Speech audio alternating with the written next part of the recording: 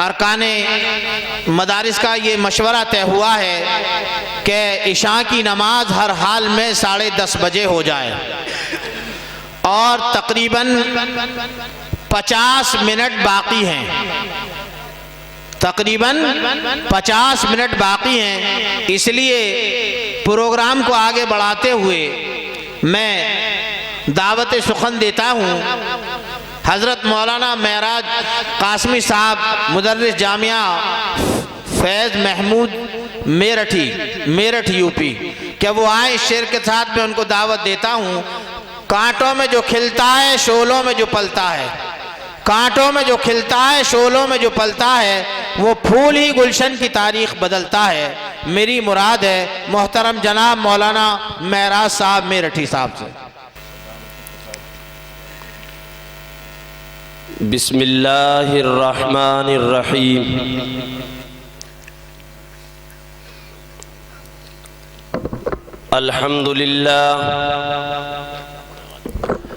अल्हम्दुलिल्लाह नहमदुहु व नस्तईनुहु व नस्तगफिरुहु व नु'मिनु बिही व नतवक्कलु अलैहि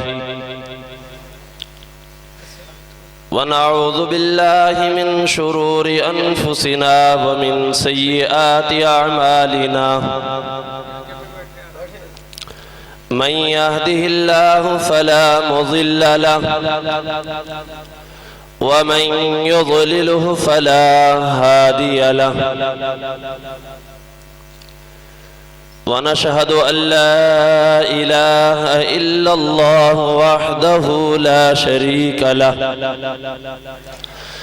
व नशहदु अन्न सय्यदना व हबीबना व शफीअना व सनदना मुहम्मदन अब्दुहु व रसूलुहु सल्लल्लाहु अलैहि व अला आलिहि व अस्हाबिहि व अज़वाजिहि व ज़ुर्रिय्यातिहि व सल्लम तस्लीमन कसीरन कसीरा। अम्मा बाद, अऊज़ु बिल्लाहि मिनश शैतानिर रजीम। बिस्मिल्लाहिर्रहमानिर्रहीम। इन्न अक्रमकुम इंदल्लाहि अतक़ाकुम। सदक़ल्लाहुल अज़ीम। हज़रात सामीन किराम, बुजुर्गों और भाइयों और मासूम बच्चे और स्टेज पर बैठे हुए मेरे सर के ताज उलमाए किराम की जमाअत, मुझ जैसे कम इल्म और कम अमल तालिब इल्म का कुछ कहना तो अजीब सा लग रहा है, क्योंकि यहाँ पर उस्ताद मोहतरम फसीहुल कलाम बलीगुल लिसान हज़रत मौलाना मुफ्ती मुस्तकीम साहब दामत बरकातुहुल आलिया तशरीफ़ फरमा है और नाज़िम जलसा ने 20 मिनट का मुझे वक्त दिया है। मैं दरख्वास्त करता हूँ नाज़िम जलसा से जब वक्त हो जाए तो मुझे मुत्तला कर दें। मेरे पास घड़ी वड़ी नहीं है कुछ भी।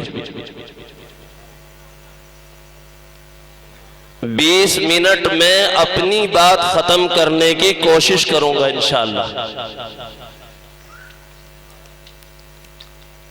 भाइयों बुजुर्गों, जो हमारी उम्र का ये वक्त चल रहा है,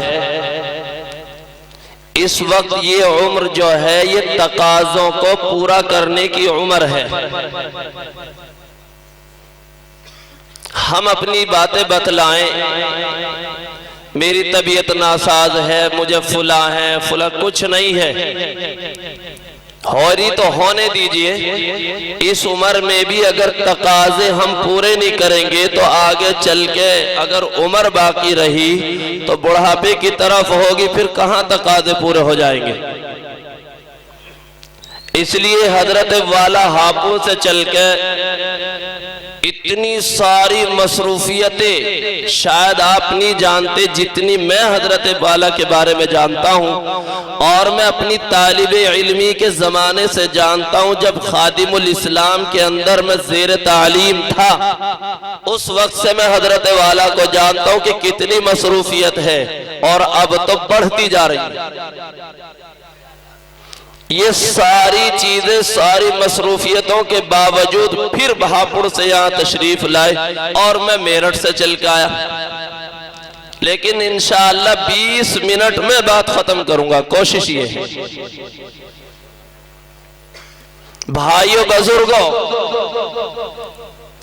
मैंने कुरान करीम की आयत मुकद्दिसा का एक बहुत छोटा सा टुकड़ा तिलावत किया, जिसके अंदर अल्लाह रब्बुल इज्जत यूं इरशाद फरमा रहा है कि बिलाशुबा हमारे नजदीक वो शख्स बड़ा है जो मुत्तकी हो और परहेजगार हो। अल्लाह फरमा रहे हैं कि जो हमारे नजदीक वो शख्स बड़ा है जो मुत्तकी हो और परहेजगार हो। हमारे नजदीक न उम्र वाला बड़ा है, न जायदाद वाला बड़ा है, न कारोबार वाला बड़ा है, न खानदान वाला बड़ा है, न बिरादरी वाला बड़ा है, न ओहदे और मरातिब वाला बड़ा है। अगर बड़ा है तो वो शख्स है जो मुत्तकी और परहेजगार हो, चाहे वो किसी भी बिरादरी से ताल्लुक रखता हो, चाहे वो किसी भी गांव और देहात से ताल्लुक रखता हो, चाहे उसकी उम्र जितनी हो, चाहे उसका कोई भी फ़ैल हो, चाहे उसका कोई भी ओहदा और मर्तबा हो, अगर उसके अंदर तक़वा और परहेजगारी है तो हमारे नजदीक वो शख्स सबसे बड़ा है।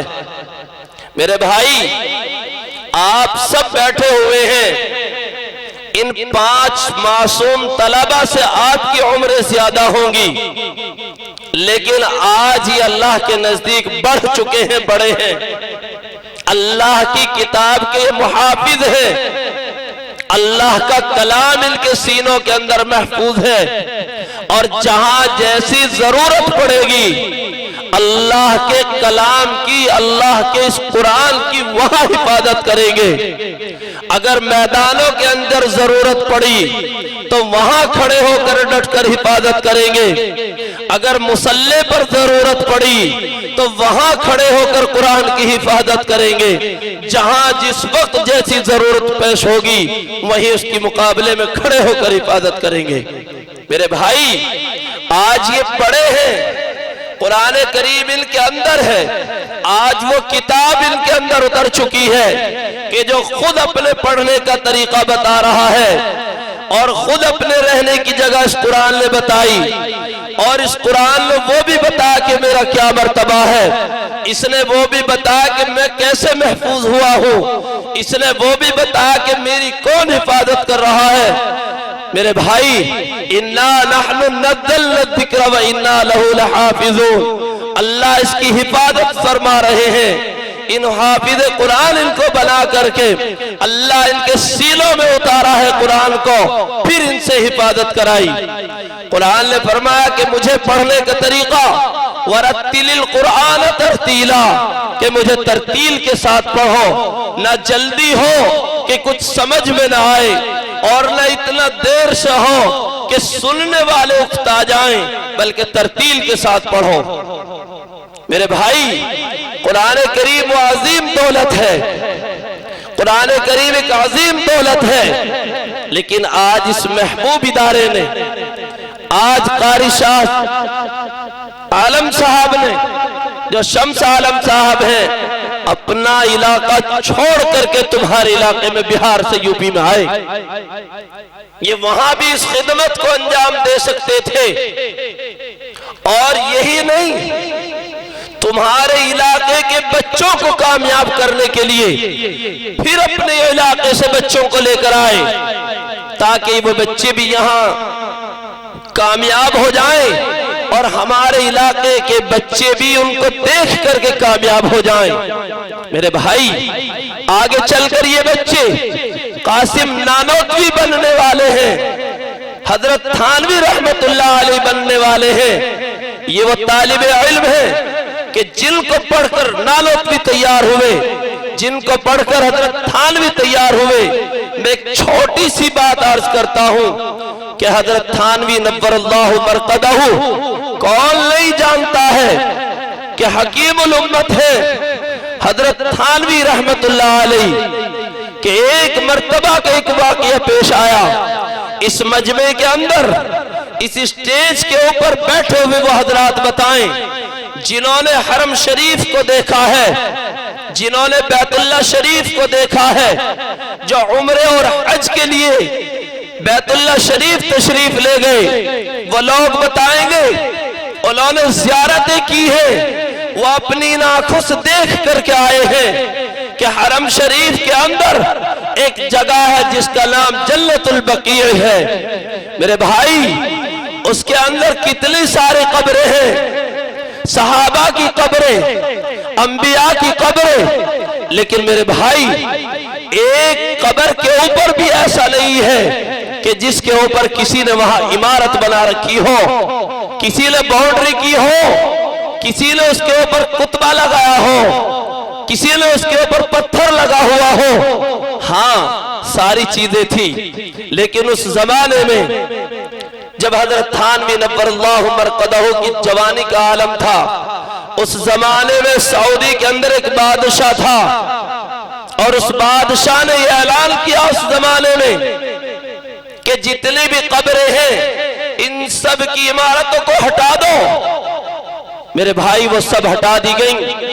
उसके बाद कहा कि अब बारी है इस बात की कि बुखारी शरीफ के अंदर हदीस है, बिना अलल कुबूर के कब्रों को पक्का ना बनाओ। आपने कब्रों के ऊपर कुतबे लगा रखे हैं, बाउंड्रियां कर दी, पुख्ता बना रहे हो, आप इन्हें हटा दो। मेरे भाई, वो सब हटा दी गई, लेकिन एक बात रोज़े रसूल की भी आई, बात रोज़े रसूल की भी आई। बादशाह ने हुक्म किया कि जाओ, नाउज़ बिल्लाह, उसने कहा कि रोज़े रसूल को भी वहां से साफ कर दो, हटा दो, कब्र को कच्चा बना दो। कितनी बड़ी बात है। कौन हटाएगा, कौन साफ करेगा? आदमी जान दे सकता है, लेकिन रोज़े रसूल की तरफ को कोई निगाह बुरी निगाह से देखे तो बर्दाश्त नहीं कर सकता, चाहे वो कोई भी हो, किसी भी मसलक से ताल्लुक रखने वाला हो। मेरे भाई, रोज़े रसूल का मसला आ गया। बादशाह ने कहा कि जाओ, उसको भी साफ कर दो। अरब के उलमा इकट्ठा हुए, बादशाह की ये बात सुनी, तिल मिला गए। सबने कहा कि नहीं, ए बादशाह, ये पूरी दुनिया के मुसलमानों की आस्था का मसला है, पूरी दुनिया के मुसलमानों की दिलों की धड़कन है। आप क्या कह रहे हैं? आपने हुक्म दिया तो सहाबा की कब्रों के ऊपर से हमने हटा दिया, लेकिन इसको नहीं हटा सकते। बादशाह ने कहा कि जब बुखारी शरीफ के अंदर बिना अलल कुबूर है तो बताओ कि कब्र को पक्का ना बनाओ, कोई इमारत ना बनाओ, कोई कतबा ना लगाओ, फिर या तो हदीस को झूठा समझो या फिर रोज़े रसूल को साफ करो। अजीब बात है, कौन सी चीज को झुटलाए? वो अल्लाह के रसूल का कलाम है, बुखारी शरीफ की हदीस है, वो अल्लाह के रसूल का घर है। कौन सी चीज को झुटलाएंगे? जिस चीज को भी झुटलाए वो ईमान का मुनकिर, हदीस को झुटलाए तो भी मुनकिर है। रोज़े रसूल को साफ करे तो भी ईमान से खारिज होने का खतरा है। मेरे भाई, क्या होगा? बड़ा अजीब मसला पेश आया। अरब के उलमा ने कहा, यह हमारा अकेले अरब का मामला नहीं, बल्कि पूरी दुनिया की मिल्लत का, मुसलमानों का मसला है। इसलिए हम इसके बारे में दुनिया के उलमा से पूछेंगे और फिर सबसे मशवरा करेंगे। अगर सबका इत्तिफाक हो जाए तो हम करेंगे, वरना इस अमल को नहीं करेंगे। मेरे भाई, अरब के उलमा 7 उलमा का वफ्द हिंदुस्तान तशरीफ लाए, दारुल देवबंद तशरीफ लाए। उस वक्त के मोहतमीम साहब रहमतुल्लाह अलैहि से उन्होंने आके ये बात रखी कि हमारे मुल्क के बादशाह ने ये बात कही है कि बिना अलल कुबूर, कि आप कब्रों के ऊपर से सारी चीजें हटा दो, कच्ची रहने दो। अब मसला रोदे रसूल का आया है कि उसको भी साफ करने के लिए उसने कहा है। अब क्या होगा? हमने उससे मना कर दिया कि पूरी दुनिया के मुसलमानों का मसला है, अगर आप इसको साफ कराएंगे, रोज़ा रसूल को खत्म कराएंगे, तो पूरी दुनिया के मुसलमान बेचैन और परेशान हो जाएंगे। एक भी अदना सा मुसलमान इसको बर्दाश्त नहीं करेगा। इसलिए हम आपके पास आए कि इसका कोई मसला हल कीजिए। मेरे भाई, हजरत मोहतमीम साहब ने बात सुनी, कहा कि हाँ वाकई बात सच और हक है, लेकिन आप 2 दिन का वक्त दीजिए। आप 2 दिन का वक्त दीजिए, मैं 2 दिन के अंदर उलमा को इकट्ठा करूंगा, उलमा को जमा करूंगा। हजरत मोहतमीम साहब ने उस वक्त के चोटी के उलमा, बड़े अकाबिर उलमा के पास खत लिखे और खत लिखकर सबके पास पहुंचाया। मेरे भाई, कैसी किस तरह से उन लोगों के पास 2 दिन में वो खत भी पहुंचे और उन लोगों को दारुल में भी बुलाया। फरमाते हैं कि वो वक्त, वो जमाना दारुल के अंदर एक देखने का मंजर था, ना उससे कभी पहले ऐसा मंजर हुआ और ना उसके बाद ऐसा कोई मंजर अभी पेश आया कि पूरी दुनिया से उलमा को इकट्ठा किया गया और हर एक मुल्क का एक चोटी का आलिम दारुल में मौजूद था। सबको इकट्ठा करके बात रखी कि बुखारी शरीफ की हदीस बिना अलल कुबूर, सऊदी से एक उलमा का वफ्द आया है। उन्होंने बात रखी कि वहां के बादशाह ने यूं कहा है कि आप कब्रों के ऊपर से सारी चीजें हटा दो। अब रोज़े रसूल का मसला भी आया, वो भी पक्का बना हुआ है, पुख्ता है, अब उसको भी हटाने के लिए कह रहा है। आखिर इसका कोई मसला हल कीजिए, कोई जवाब दीजिए ताकि वो बच जाए। फरमाते हैं कि उस वक्त बड़ा अजीब मंजर था। 2 दिन का टाइम पूरा हो गया, पीर के दिन वो वफ्द दारुल पहुंचा। मंगल और 2 दिन बुध के अंदर सारे उलमा इकट्ठा हो गए। जुमारात के दिन सुबह को वो वक्त हजरत मोहतमीम साहब की खिदमत में हाजिर हुआ। कहा कि हजरत बताइए क्या जवाब है, क्या मसला हल हुआ? मोहतमीम साहब ने सारे उलमा को बिठा लिया। सब उलमा मेरे भाई इत्तिहाद कर रहे, कोशिश में लगे हुए हैं कि कैसे इस मसले को हल किया जाए। तो कुछ सोच रहे हैं, किताबें देख रहे हैं, कुछ मसाइलों को याद कर रहे हैं, कुछ अल्लाह की बारगाह में रो रहे हैं। अल्लाह, सारी मिल्लत का मसला है, रोज़े रसूल का मसला है। रब्बा उधर बुखारी की हदीस भी है, रब्बा उधर तेरे नबी का रोजा है। अल्लाह कैसे बचाएंगे? कोई रो रहा है, कोई अल्लाह से मांग रहा है। मेरे भाई, बड़ा अजीब मंजर था, बड़ा कशमकश का मामला था। लेकिन कुछ देर के बाद वक्त करीब होता जा रहा है, खत्म होने के करीब था। जुमारात का दिन मुकम्मल खत्म होने के करीब है। अब उलमा का वक्त बेचैन और परेशान है कि क्या जवाब हम लेकर जाएंगे। इतने सारे उलमा मौजूद हैं, लेकिन उसी वक्त मेरे भाई उन उलमा की जमात में एक नौजवान था जिसका नाम हजरत अशरफ अली थानवी। मेरे भाई, वो भी उस मजमे में थे। कुछ देर के बाद सर उठाया और कहा कि घबराने की जरूरत नहीं है, अभी मुझे शरह सद्र हुआ है, अल्लाह की तरफ से मुझे इल्म हुआ है, अल्लाह ने मेरे दिल के अंदर बात डाली है, घबराने की जरूरत नहीं, रोज़ा रसूल भी बचेगा और बुखारी की हदीस भी अपनी जगह सच्ची रहेगी, किसी के ईमान को कोई खतरा नहीं है। मैं इसका जवाब दूंगा। मेरे भाई सब चौंक गए कि क्या जवाब होगा। हजरत थानवी रहमतुल्लाह अलैह कहा कि परेशान होने की जरूरत नहीं, मैं जवाब दूंगा। रामपुर वालों, कुर्ब जवार के आए हुए लोगों, हजरत मौलाना शम्स आलम साहब ने बतलाया कि गांव के लोग भी हैं, बहुत थोड़ी मिकदार में, बाहर के लोग भी हैं, कुर्ब जवार से गांव और देहातों से चल के आए हैं रात के मौसम में। बताओ इस बात का जवाब लेना चाहते हो या नहीं? हाथ उठा के बताओ, जवाब चाहिए नहीं? जवाब देंगे आपको इंशाअल्लाह। लेकिन ये 5 हाफिज कुरान दीन के सिपाही तैयार हुए हैं। कौन इस मजमे में ऐसा शख्स है जो खड़ा होकर यूं कहे कि 5 हाफिज कुरान तैयार हुए और आके शम्स आलम साहब से यूं कहे, शम्स आलम साहब हम इन 5 को हजरत थानवी रहमतुल्लाह अलैह की तरह बनाना चाहते हैं ताकि वो बुखारी को भी बचा ले, ईमान को भी बचा ले, रोज़ा रसूल को भी बचा ले और उस बादशाह का मुंह तोड़ जवाब दे दे।